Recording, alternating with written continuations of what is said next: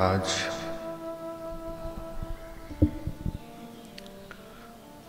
सात वर्ष के कारावास के बाद आप सभी का प्रत्यक्ष दर्शन करने का सौभाग्य प्राप्त हुआ है। हृदय गदगद है, कृतकृत्य है, आनंदित हूँ, आह्लादित हूँ। आप सभी साधकों के पुण्य दर्शन करके मेरा अंतरात्मा बहुत रोमांचित हो रहा है और एक सुखद उज्जवल भविष्य की कल्पना कर रहा है। आशा करता हूँ कि बहुत जल्दी वर्तमान बदले और भविष्य भी ऐसा हो कि जो विश्व में क्रांतिकारी माहौल का निर्माण करे। कुछ घटनाएं ऐसी होती है कि जो टले टलती नहीं है। कुछ परिस्थितियां ऐसी होती है जो टले टलती नहीं है। कुछ अविश्यम भावी होता है, कुछ होनी होती है और वो जो होनी है, वो जो अटल है, जो टलाए नहीं टल सकता, उसको स्वीकार करना पड़ता है। उसके अलावा कोई विकल्प नहीं होता है। कई बार लाख कोशिशें करने के बाद भी उलझन मिटती नहीं है, समस्याएं घटती नहीं है। जब तक जीवन है तब तक समस्याएं हैं। जब तक जीवन है तब तक विघ्न बाधाएं हैं, प्रॉब्लम है। और हम ये देखते हैं, इतिहास पर हम गौर करें तो जितने भी महापुरुष हो गए और भगवान के अवतार हो गए, उनके जीवन में बड़ी बड़ी समस्याएं रही, बड़ी कठिन समस्याएं रही। आम आदमी की अपेक्षा उनको ज़्यादा सहन करना पड़ता है। मेरे को ये कोई बता दे कि भगवान श्री रामचंद्र जी ने 14 वर्ष का वनवास प्राप्त किया, उसमें उनकी गलती क्या थी? कोई बता दे। सीता जी ने भी वनवास सहन किया, लक्ष्मण लाला ने भी वनवास सहन किया, उनकी गलती क्या थी? और ये लक्ष्मण लाला जी की धर्म पत्नी, उनकी गलती क्या थी कि अपने पति का 14 साल तक वियोग सहन किया, पीड़ा भुगती, एक एक दिन, एक एक महीना, एक एक साल। ये कौशल्या का और सुमित्रा देवी का कैसे कटा होगा? लक्ष्मण लाला की धर्म पत्नी का एक एक दिन कैसे कटा होगा? भरत भैया का एक एक दिन कैसे कटा होगा? राम जी को वनवास हुआ, उसमें भरत भैया का कोई रोल नहीं था। कौशल्या सुमित्रा का कोई लेना देना नहीं था। फिर भी ये सहन किया। पांडवों ने अज्ञातवास में दर दर भटकते रहे। कहाँ महलों में रहने वाले, सुख सुविधा में पले बढ़े, विशाल राजकाज के अधिकारी और अधिपति इतने सामर्थ्यवान धर्मराज युधिष्ठिर खुद धर्म का अवतार है, लक्ष्मण स्वयं शेषनाग का अवतार है, भगवान राम स्वयं विष्णु का अवतार है, और फिर भी जो है कितना भुगता, कितना सहन किया, कितना पीड़ा भुगती, कितने विघ्न, कितने संकट, कांटे चुभे सीता देवी को, पत्थर चुभे, फिर वियोग हुआ, वनवास पूरा हुआ, फिर भी सीता जी के साथ राम जी रह नहीं पाए, सीता त्याग हुआ। आखिर रामचरितमानस का ग्रंथ बना, वाल्मीकि जी ने लिखा, तुलसीदास जी ने लिखा, और उनके चरित्र को देखकर रामचरित सुन मन न अगाई, राम जी का चरित्र ऐसा हुआ। और जो व्याख्याएं हुई वो रामचरित सुन के, राम कथा सुन के न जाने कितने लोगों के जीवन में परिवर्तन आया, न जाने कितनों को राह मिली, दिशा मिली, कितनों के जीवन में अंधकार दूर हुआ।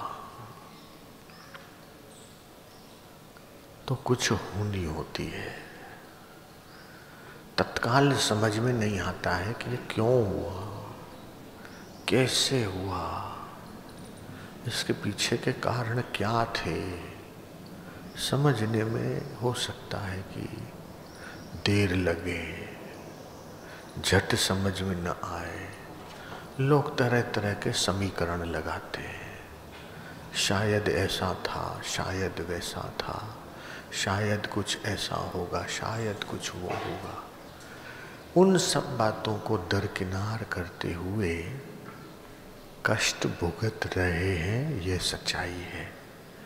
कारण जो हो, उन कारणों के पीछे हम नहीं पड़ते, लेकिन कारण लोक कल्याणकारी प्रवृत्तियां करते हुए लोक मंगल को ही जीवन का लक्ष्य बनाते हुए और भारत को विश्व की आध्यात्मिक महासत्ता बनाने के लक्ष्य को लेकर गुरुदेव आगे बढ़ रहे हैं।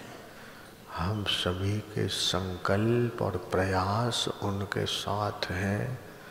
इसमें विघ्न तो भाई आएंगे, संकट तो आएगा, क्योंकि हमारा लक्ष्य छोटा नहीं है। लक्ष्य छोटा तो विघ्न छोटा, और लक्ष्य ऊंचा तो विघ्न भी बड़े बड़े ऊंचे।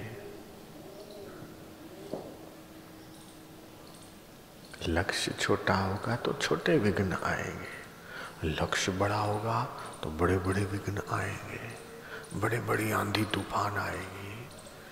उन आंधी तूफानों से न डरना है, न दबना है, न झुकना है, और न हमें निराशा के गर्त में डूबना है। हमें हिम्मत रखना है, हमें धैर्य रखना है, हमें हौसला बुलंद रखना है, और हमें मन मजबूत करते हुए, आशावादी रहते हुए, पॉजिटिव रहते हुए आगे बढ़ना है। जो डरता है सो मरता है, हार नहीं माननी है। हमारा लक्ष्य ऊंचा है, हम सच्चाई के पक्ष में हैं, हम सत्य के बल पर, अध्यात्म के बल पर, ईश्वर की कृपा के बल पर हमारे ऊंचे लक्ष्य को पाएंगे। हमारा लक्ष्य क्या है? सर्वे भवन्तु सुखिनः। हमारा लक्ष्य है कि सब लोग सुखी हों। जब हम दूसरों के सुख के लिए संकल्प करते हैं तो हम दुखी कैसे रह सकते हैं? कितना अपमान हो जाए, लेकिन दुखी होना न होना हमारे हाथ की बात है। वनवास हो सकता है, कारावास हो सकता है, लेकिन दुख नहीं हो सकता है।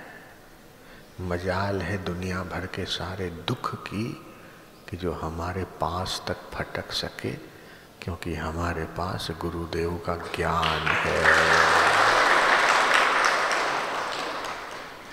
तरति शोकम आत्मवित्, ध्यान देना, तरति शोकम आत्मवित्। जो आत्मवेत्ता है वो शोक के सागर से तर जाता है। आने दो, जो विघ्न आए आने दो, तकलीफ आए आने दो, दुख आए आने दो, प्रॉब्लम आए आने दो, मुझे मेरे गुरु पर और गुरु की शक्ति पर और उनकी कृपा पर भरोसा है। कितने विघ्न बाधा आकर आ जाए, लेकिन मुझे वो प्रभावित नहीं कर सकते। ज्ञान मिड़ई ज्ञानड़ी, ज्ञान तो ब्रह्म ज्ञान। जैसे गोला तोप का 1600 मैदान, बाकी ज्ञान तो ज्ञानड़ी है, छोटे मोटे ज्ञान। हम आईटी ऑफिसर हैं, ये है वो है, अच्छी तनख्वाह है, अच्छा कमाते हैं, महीने का अच्छा सैलरी है, आमदनी है। ये जो रोजी रोटी की विद्या है, और ये सब ज्ञानड़ी है। इंजीनियरिंग, साइंस, टेक्नोलॉजी, ये वो सारे ज्ञान रुपया पैसा कमाने के ज्ञान है, लेकिन ब्रह्म ज्ञान जो है अपने आप का कल्याण करने का ज्ञान है। इस ज्ञान के समान कोई ज्ञान नहीं है, और इस ज्ञान से मिलने वाले लाभ के समान कोई लाभ नहीं है। यम लब्ध्वा चा परम लाभम मन्यते ना अधिकम ततः। गीता। यस्मिन् स्थितो न दुखे न गुरु नापि विचाल्यते, कि जिस लाभ को पाने के बाद उससे बड़ा लाभ मानने में भी नहीं आता, होने की बात ही छोड़ो, है ही नहीं, न था न है न हो सकता है, ये अकाट्य सत्य है। जिस लाभ को पाने के बाद उससे बड़ा लाभ है नहीं, जिस पद पे पहुंचने के बाद उससे बड़ा पद है नहीं, यस्मिन् स्थित, और जिसमें स्थित होने के बाद बड़े भारी से भारी दुख से भी जो चलायमान नहीं होता है,